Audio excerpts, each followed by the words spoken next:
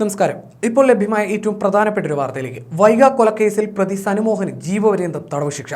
പ്രതിക്കെതിരെ ചുമത്തിയ എല്ലാ കുറ്റവും തെളിഞ്ഞുവെന്ന് കണ്ടെത്തിയാണ് കോടതി ശിക്ഷ വിധിച്ചത്. 70 വയസ്സുള്ള അമ്മയെ നോക്കാൻ ആളിൽ നിന്നും ശിക്ഷയിൽ ഇളവ് വേണമെന്നും സനുമോഹൻ കോടതിയിൽ ആവശ്യപ്പെട്ടെങ്കിലും കോടതി വിലക്കെടുത്തില്ല. 11 മണി മുതൽ ശിക്ഷാവിധിയിൽ വാദം കേട്ട ശേഷമാണ് ഉച്ചയ്ക്ക് ശേഷം വിധി പറഞ്ഞത്. കൊലപാതക കുറ്റത്തിനാണ് ജീവപര്യന്ത തടവ്. പല വകുപ്പുകളിലായി 28 വർഷം കഠിന തടവാണ് പ്രതിക്ക് അനുഭവിക്കേണ്ടി വരിക എന്നാണ് വിവരം. പ്രതിക്കെതിരെ 5 കുറ്റങ്ങൾ തെളിഞ്ഞു. അപൂർവമായ കുറ്റകൃത്യമാണെന്നും വധശിക്ഷ നൽകണമെന്നും പ്രോസിക്യൂഷൻ ആവശ്യപ്പെട്ടിരുന്നു. 2021 മാർച്ച് 21-നാണ് 10 വയസ്സ് പ്രായമുള്ള മകളെ മദ്യം നൽകി ശ്വാസം മുട്ടിച്ച് ബോധരഹിതയാക്കിയ ശേഷം അച്ഛൻ പുഴയിൽ എറിഞ്ഞു കൊന്നത്. പിന്നീട് കടന്നു കളഞ്ഞ പ്രതിയെ 1 മാസത്തിന് ശേഷമാണ് പിടികൂടിയത്. 1 വർഷത്തോളം നീണ്ട വിചാരണയ്ക്കൊടുവിലാണ് വിധി. എറണാകുളം പോക്സോ കോടതി ജഡ്ജ് കെ സോമനാണ് വിധി പുറപ്പെടുവിച്ചത്. സനുമോഹനെതിരെ ചുമത്തിയ എല്ലാ കുറ്റങ്ങളും തെളിഞ്ഞിട്ടുണ്ടെന്നായിരുന്നു പ്രത്യേക കോടതി വ്യക്തമാക്കിയത്. കൊലപാതകം, തട്ടിക്കൊണ്ടുപോകൽ, തടഞ്ഞുവയ്ക്കൽ, ലഹരിക്കടിമയാക്കൽ, ബാലനീതി വകുപ്പ് പ്രകാരമുള്ള കുറ്റങ്ങൾ തുടങ്ങിയവയാണ് പ്രതിക്കെതിരെ ചുമത്തിയത്. കങ്ങരപ്പടി ഹാർമണി ഫ്ളാറ്റിൽ താമസിച്ചിരുന്ന വൈഗിയും സനുവിനെയും 2021 മാർച്ച് 21-ന് കാണാതായതിനെ തുടർന്ന് നടത്തിയ അന്വേഷണത്തിൽ വൈഗിയുടെ മൃതദേഹം പിറ്റേന്ന് മുട്ടാർപ്പുഴയിൽ കണ്ടെത്തിയതാണ് കേസിന്റെ തുടക്കം. രാജ്യവ്യാപകമായി തെളിവെടുപ്പ് നടത്തേണ്ടി വന്ന അപൂർവം കൊലക്കേസിൽ ഒന്നായിരുന്നു ഇത്. തമിഴ്നാട്, കർണാടക, മഹാരാഷ്ട്ര, ഗോവ, ബീഹാർ സംസ്ഥാനങ്ങളിൽ പോയി പോലീസ് തെളിവ് ശേഖരിച്ചു.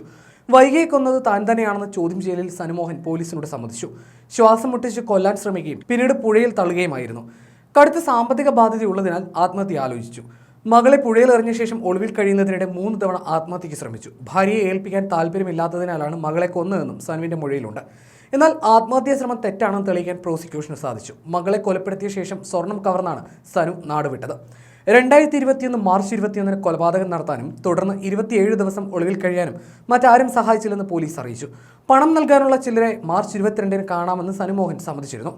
അതിന്റെ തലേന്നാണ് മകളെ കൊന്ന് ഒളിവിൽ പോയത്. കൊച്ചിയിൽ നിന്ന് കാറിൽ മാർച്ച് 22-ന് കോയമ്പത്തൂരിലെത്തിയ സനുമോഹൻ കാർ അവിടെ 50,000 രൂപയ്ക്ക് വിറ്റു. ഈറോഡ് ഉടുപ്പ് വഴി കൊല്ലൂരിൽ ഏപ്രിൽ 10-നെത്തി. ഒളിവിൽ കഴിയുന്നതിനിടെ മൊബൈൽ ഫോണോ ATM കാർഡോ ഇയാൾ ഉപയോഗിച്ചിട്ടില്ല. കൊല്ലൂരിൽ 6 ദിവസം ലോഡ്ജിൽ തങ്ങിയ ശേഷം ബില്ലടയ്ക്കാതെ മുങ്ങി ഉടുപ്പി വഴി കാർവാറിലെത്തി. ഗോവയിലേക്ക് കടക്കുകയായിരുന്നു ലക്ഷ്യം. കാർവാർ ബീച്ചിൽ ഞായർ പുലർച്ചെ കർണാടക പോലീസ് തിരിച്ചറിഞ്ഞതോടെ അടുത്തുള്ള നിർമ്മാണ തൊഴിലാളി ക്യാമ്പിലേക്ക് ഓടിക്കയറി. ഇവിടെ നിന്നാണ് പോലീസ് സനുവിനെ പിടികൂടിയത്. വൈഗ കൊലക്കേസിൽ 240 പേജുള്ള കുറ്റപത്രമാണ് കാക്കനാട് മജിസ്ട്രേറ്റ് കോടതിയിൽ 2021 ജൂലൈയിൽ Thrikkakara police inspector K Dhanapalan സമർപ്പിച്ചത്.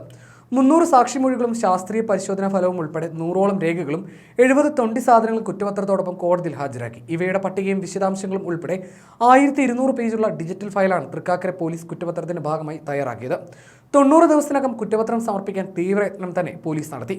പ്രതി വിറ്റ കാറും മകളെ കൊന്ന ശേഷം അഴിച്ചെടുത്ത ആഭരണങ്ങളും തമിഴ്നാട്ടിൽ നിന്നാണ് വീണ്ടെടുത്തത്. പ്രതി ഉപേക്ഷിച്ച വസ്ത്രങ്ങൾ കർണാടകയിലെയും മഹാരാഷ്ട്രയിലെയും വിവിധ ഭാഗങ്ങളിൽ നിന്ന് കണ്ടെടുത്തു.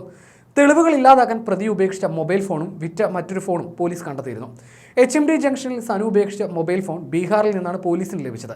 കളമശ്ശേരിയിലെ ബീഹാറുകാരനായ സെക്യൂരിറ്റി ജീവനക്കാരന് കളഞ്ഞു കിട്ടിയ ഫോൺ നാട്ടിലേക്ക് കൊണ്ടുപോവുകയായിരുന്നു. City police commissioner Nagaraju, deputy commissioner Aishwarya Dongre എന്നിവരുടെ മേൽനോട്ടത്തിൽ assistant police commissioner R Sreekumar, inspector K Dhanapalan എന്നിവർ നയിച്ച സ്ക്വാഡാണ് രാജ്യവ്യാപക അന്വേഷണത്തിന് നേതൃത്വം നൽകിയത്. കളമശ്ശേരി ഇൻസ്പെക്ടർ ബാബു സെബാസ്റ്റ്യൻ, SI-മാരായ Shameer Khan, Arun, senior civil police ഓഫീസർമാരായ Ranjith B Nair, MS Jabir, Mahin Abubakar, MS Shejeer എന്നിവരായിരുന്നു സ്ക്വാഡിലെ അംഗങ്ങൾ.